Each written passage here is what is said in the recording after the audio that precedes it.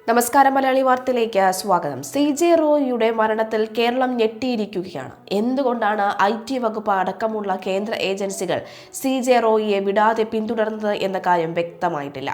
ദുബായിലെ റോയിയുടെ business ഇടപാടുകളെ IT വകുപ്പ് സംശയത്തോടെ കണ്ടതിന്റെ കാരണവും വ്യക്തമല്ല. കോൺഫറൻസ് ഗ്രൂപ്പിന്റെ കോർപ്പറേറ്റ് സ്ഥാപനങ്ങൾ മുഴുവൻ ബാംഗ്ലൂരിലായിരുന്നിട്ടും കർണാടകയിലെ IT ഉദ്യോഗസ്ഥരെ മാറ്റി നിർത്തി കൊച്ചിയിലെ IT യൂണിറ്റാണ് അന്വേഷണവും പരിശോധനകളും നടത്തിയിരുന്നത്. റോയിയുടെ അസ്വാഭാവിക മരണത്തിന് ശേഷവും ഇതേക്കുറിച്ച് വ്യക്തമായി പ്രതികരിക്കാൻ ആദായ നികുതി ഉദ്യോഗസ്ഥരോ വകുപ്പോ തയ്യാറായിട്ടില്ല.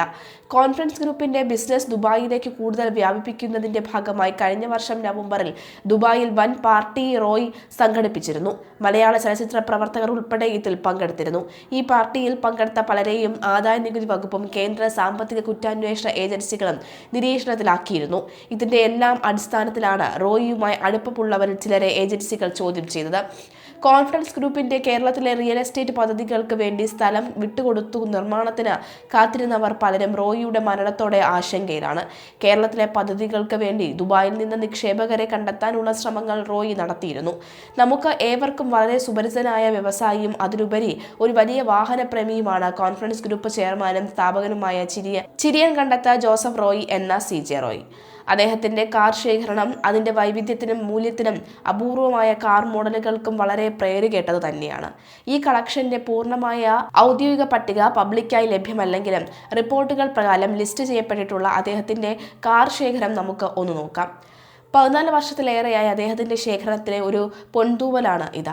ഈ ഹൈപ്പർ കാറിൽ 1100 bhp പവർ ഉൽപ്പാദിപ്പിക്കുന്ന 8.0 litre W16 quad turbo charge എഞ്ചിനാണ് വരുന്നത്. മണിക്കൂറിൽ 400 കിലോമീറ്ററിൽ കൂടുതൽ വേഗത കൈവരിക്കാൻ ഇതിന് കഴിയും. അതോടൊപ്പം കാര്യമായ മെയിൻ്റനൻസ് ആവശ്യമുള്ള ഒരു മോഡലാണ് ഇത്. അദ്ദേഹം പലപ്പോഴും വെളിപ്പെടുത്തിയിട്ടുണ്ട്. ഏകദേശം 11 കോടി രൂപയ്ക്ക് മുകളിലാണ് ഇതിന്റെ വില. റോയ്സ് അതുപോലെ തന്നെയുള്ള അനവധി വാഹന ശേഖരണം.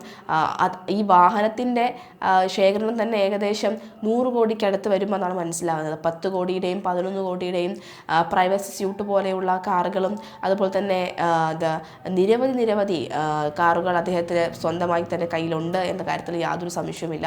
എന്തായാലും എന്താണ് റോയ്ക്ക് സംഭവിച്ചെന്ന ചോദ്യം അപ്പോഴും ബാക്കിയാണ്. ഇന്നലെ വൈകിട്ട് 5 മണിയോടെയാണ് റിയൽ എസ്റ്റേറ്റ് അടക്കമുള്ള വ്യവസായ രംഗങ്ങളിലെ പ്രമുഖ സ്ഥാപനമായ കോൺഫറൻസ് ഗ്രൂപ്പിന്റെ സ്ഥാപകനും ചെയർമാനുമായ ഡോക്ടർ CJ റോയ് ജീവനൊടുക്കിയത്. റിയൽ എസ്റ്റേറ്റ്, ഹോസ്പിറ്റാലിറ്റി, വിദ്യാഭ്യാസം തുടങ്ങിയ മേഖലകളിൽ വ്യക്തിമുദ്ര പതിപ്പിച്ച റോയ് ജീവകാരുണ്യ പ്രവർത്തനത്തിലും ചലച്ചിത്ര നിർമ്മാണ രംഗത്തും സജീവമായിരുന്നു. CJ റോയ് എന്ന പേര് മലയാളികൾക്ക് സുപരിചിതമാണ്.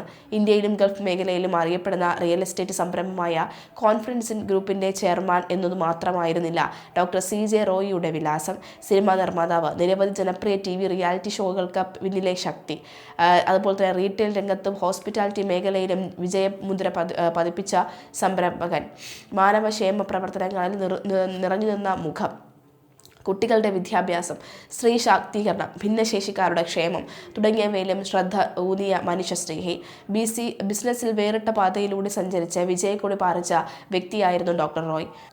നാടിൻ്റെ തനതെത്തിയും നിറയുന്നതും ഉപഭോക്തൃ കൃത്യവുമായ പാർപ്പിട പദ്ധതികൾ ഒരുക്കിയാണ് അതിവേഗ റിയൽ എസ്റ്റേറ്റ്, ഹോസ്പിറ്റാലിറ്റി ബിസിനസ്സുകളിൽ അദ്ദേഹവും കോൺഫറൻസ് ഗ്രൂപ്പും നേട്ടങ്ങൾ സ്വന്തമാക്കിയത്.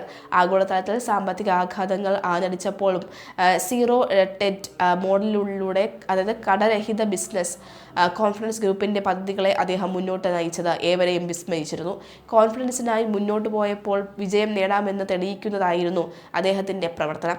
ആഗോള സമ്പദ് വ്യവസ്ഥയെ പിടിച്ചുലച്ച .com പ്രതിസന്ധിയുടെ കാലത്തും കടരഹിത ബിസിനസ്സിലൂടെ മുന്നോട്ട് പോകാൻ അദ്ദേഹത്തിന്റെ നേതൃത്വത്തിന്റെ ഗ്രൂപ്പിനും സാധിച്ചിരുന്നു. ബാംഗ്ലൂരിൽ 3000 കോടിയുടെ ഈ സയൻ ഹിൽസ് ഗോൾഫ് കൗണ്ടി പദ്ധതി ഒരു രൂപ പോലും കടമില്ലാതെയാണ് കോൺഫറൻസിന്റെ ഗ്രൂപ്പ് പൂർത്തിയാക്കിയത്. പറഞ്ഞു പറപ്പിച്ച സമയത്തിനകം തന്നെ കൈമാറാത്ത ഒരു റെസിഡൻഷ്യൽ പദ്ധതി പോലും കോൺഫറൻസ് ഗ്രൂപ്പിൽ ഇല്ലെന്നും അതാണ് ഗ്രൂപ്പിനെ മറ്റ് കമ്പനികളിൽ നിന്നും വേറിട്ട് നിർത്തുന്നതെന്നും അദ്ദേഹം ഒരിക്കൽ പറഞ്ഞിരുന്നു. റിയൽ എസ്റ്റേറ്റ് രംഗത്ത് തുടങ്ങിയ കോൺഫറൻസ് ഗ്രൂപ്പിന്റെ നിലവിൽ വിദ്യാഭ്യാസം, അതുപോലെ കോൾഫിംഗ്, ബിൽഡിംഗ് മെറ്റീരിയലുകളുടെ റിയൽ ആൻഡ് ഇന്റർനാഷണൽ ട്രേഡിംഗ്, വിനോദം, ഹോസ്പിറ്റാലിറ്റി, മേഖലകളിലും സാന്നിധ്യമുണ്ട്. കോൺഫറൻസിൻ്റെ റെസിഡൻഷ്യൽ പദ്ധതിക്ക് കീഴിൽ വരുന്നത് ലൈഫ് സ്റ്റൈൽ പ്ലസ്, അതുപോലെ തന്നെ കോൺഫി ലെക്സ, സ്മൈൽ ഹോംസ് എന്നിവയാണ്. കോൺഫറൻസിൻ്റെ എൻ്റർടൈൻമെൻറ്റ് എന്ന പേരിലാണ് വിനോദ രംഗത്തെ സാന്നിധ്യം. ഹോസ്പിറ്റാലിറ്റി ബിസിനസ്സുകൾ കോൺഫറൻസിൻ്റെ ഹോസ്പിറ്റാലിറ്റി വിഭാഗത്തിന് കീഴിലും വരുന്നുണ്ട്.